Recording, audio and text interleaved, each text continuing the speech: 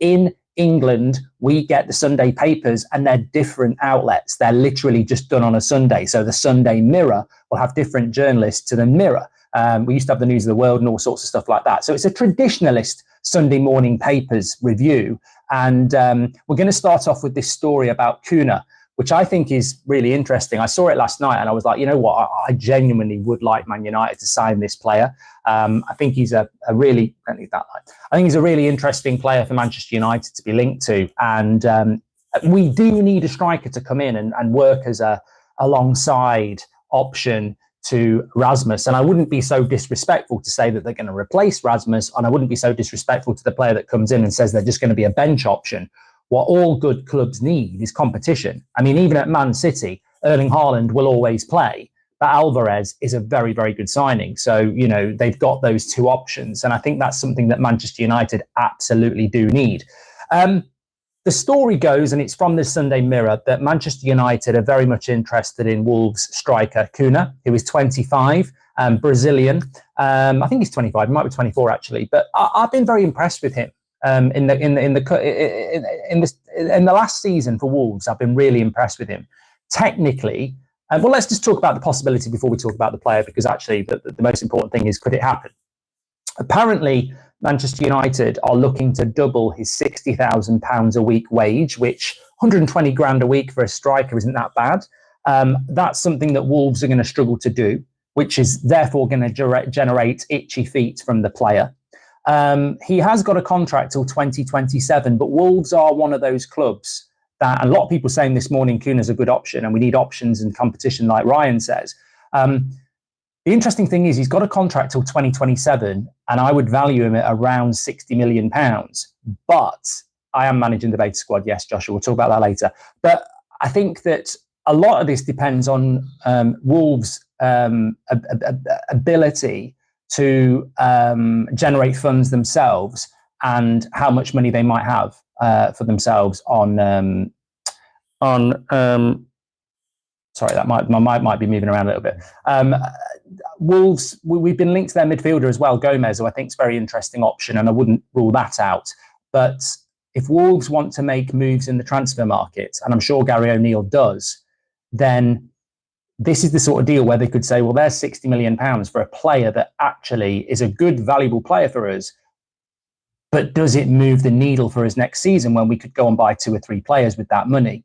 So the Day in Sport says, keep dreaming, Kuna ain't leaving.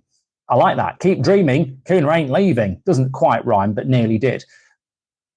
But I think it's interesting that the fact that United are putting it out there that they'll double his wages, the fact that he would come to Manchester United and instantly be a very, very valuable player for us, and we'll talk about his technical ability in a minute.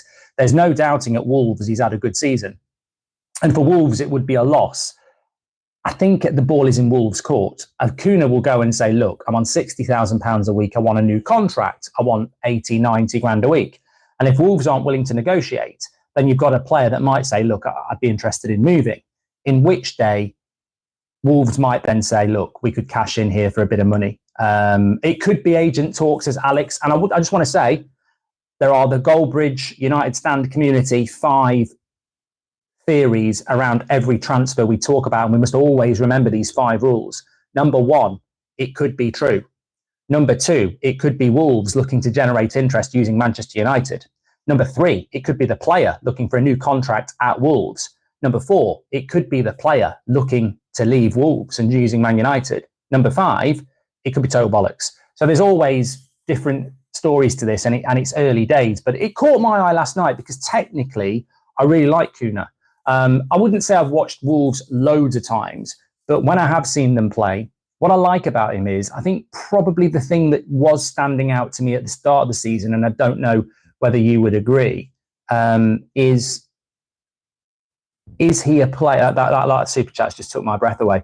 I will ignore it. That when I saw Kuna at the start of the season, I thought he was a technical player that struggled with finishing.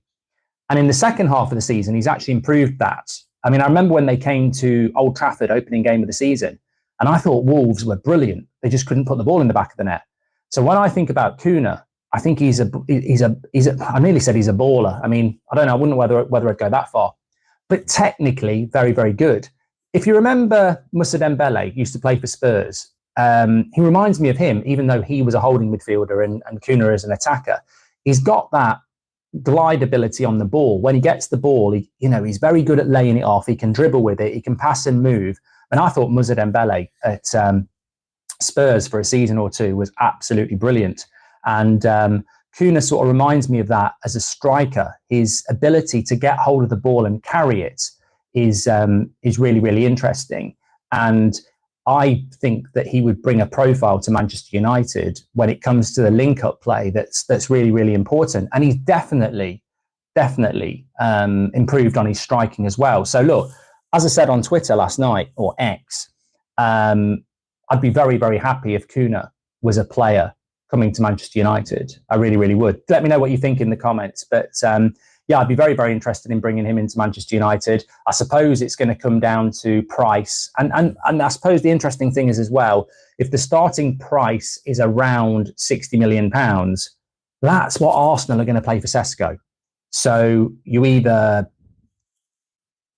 My mic is not off. You either go for a player like that or you don't. And I think Kuna at £60 million is probably the top end of what we want to be paying, really. So look, it's one to consider. It's a nice other option because we know we're going to bring a striker in. And being linked to Guirassy is a little bit unfortunate, really, because I don't really think he's the option. And then you've got the likes of Sesko, who look like they could be heading to Arsenal and would be expensive. So there's not actually that many players out there at the moment that are, jumping forward. And I think Kuna would certainly be one of those. So look, keep an eye on it. Interesting. I certainly like the player. Whether Man United can do anything about it or not, we'll have to wait and see. Goldbridge, that's the end of the clip. I'm sure you enjoyed it. In fact, I bet that's the best clip you've ever watched. So there's no reason not to subscribe to the channel, click the bell icon so you never miss a clip again. In fact, smash a like on the video because we all know only legends like videos and you are all legends. So please smash a like on the video and we will see you again on the next one. Thank you very much for watching as always.